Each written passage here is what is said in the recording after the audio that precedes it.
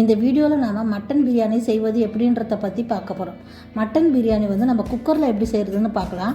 இதுக்கு வந்து நான் பாஸ்மதி ரைஸ் வந்து 1/2 கிலோ வந்து ஊற வச்சு எடுத்துருக்கேன். அது வந்து ஒரு 1/2 மணி நேரம் முன்னாடி ஊற வச்சு எடுத்துக்கோங்க.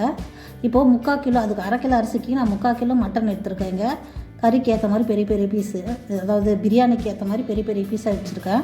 இதை நல்லா கட் பண்ணி அலசி எடுத்துக்கோங்க. இப்போது அதுக்கு வந்து ஒரு குக்கரில் ஒரு 4 ஸ்பூன் அளவுக்கு எண்ணெய் ஊற்றிக்குங்க. 1 ஸ்பூன் நெய் ஊற்றிக்குங்க. நெய் நல்லா உருகி வந்த உடனே 1 ஸ்பூன் போல் சோம்பு போட்டுக்குங்க.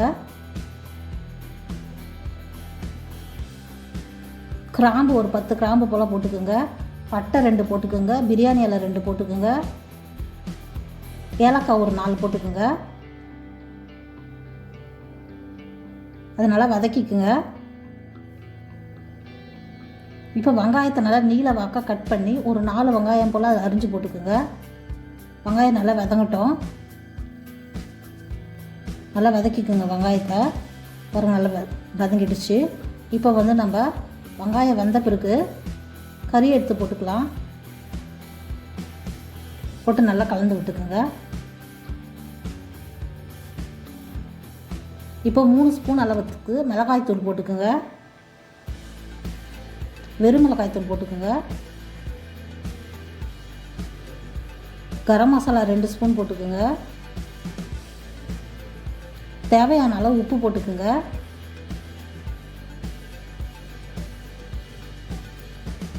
மஞ்சள் பொடி 2 ஸ்பூன் போட்டுக்குங்க. நல்லா கலந்து விட்டுக்குங்க. பச்சை மிளகாய் 2 போட்டுக்குங்க.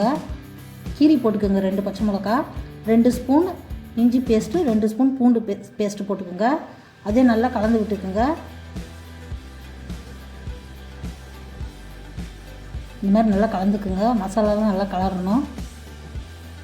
தக்காளி ஒரு 3 தக்காளி போல் நீல வாக்கில் கட் பண்ணி அதை போட்டுக்குங்க. நல்லா கலந்து விட்டுக்குங்க. பாருங்கள் நல்லா கொதிச்சு வருது. இந்த நேரத்தில் தண்ணி ஊற்றிக்கலாம். அரிசி நம்ம எவ்வளோ எடுத்துருக்கோமோ அந்த அளவுக்கு 1.5 மடங்கு தண்ணி ஊற்றி நான் கறியை வேக வைக்கிறேன். கறி வந்து ஒரு 3 விசில் போல் விடுங்க. கறி வேகணும் நல்லா. 3 விசில் வந்துருச்சு. ஆஃப் பண்ணிட்டு ஒரு 10 நிமிஷம் வச்சுருங்க. திறந்து பார்க்கலாம். நம்ம கறி நல்லா வெந்திருக்கு. தண்ணி அப்படியே இருக்குது நம்மளுக்கு. வேறு கறி நல்லா வெந்திருக்கு. தண்ணி இருக்குது. இந்த தண்ணி போதும். இது மேலே நம்ம ஊற்ற தேவையில்லை.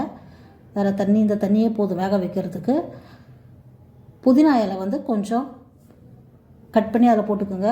கொத்தமல்லி கருவேப்பிலை போட்டுக்குங்க. ஒரு கையளவுக்கு புதினா இலை போட்டுக்குங்க. கருவேப்பிலை கொஞ்சம், கொத்தமல்லி கொஞ்சம் போட்டுக்குங்க. பாருங்கள் நல்லா கொதிச்சு வருது. இப்போ நம்ம அந்த அரிசியை, பாஸ்மதி அரிசி கழுவி அதில் போட்டுக்கலாம். போட்டு கலந்து விட்டுக்குங்க. நம்ம வந்து கறி வேக வைக்கும் போது உப்பு போட்டுட்டோம். நீங்கள் டேஸ்ட் பண்ணி பாருங்கள். உப்பு தேவையானா போட்டுக்குங்க, இல்லைன்னா அப்படியே விட்டுருங்க. 1/2 கப் அளவுக்கு தயிர் ஊற்றிக்குங்க. ஒரு பாதி லெமனை பிழிஞ்சு விட்டுக்குங்க. அதில் நல்லா கலந்து விட்டுக்குங்க.